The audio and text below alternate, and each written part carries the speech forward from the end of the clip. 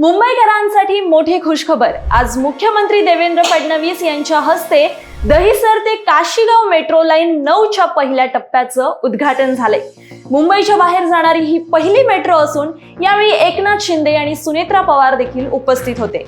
आता हा मेट्रोचा प्रवास कसा असेल, कुठून ते कुठपर्यंत?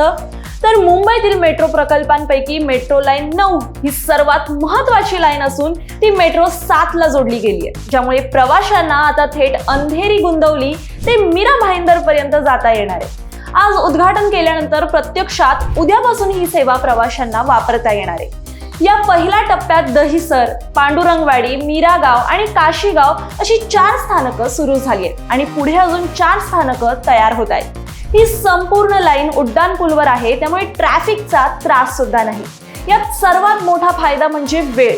जो प्रवास आधी 30 ते 45 मिनिटांचा होता तो आता फक्त 10 ते 15 मिनिटातच पूर्ण होणार आणि गर्दीच्या वेळी दर 5-6 मिनिटांनी मेट्रो मिळेल।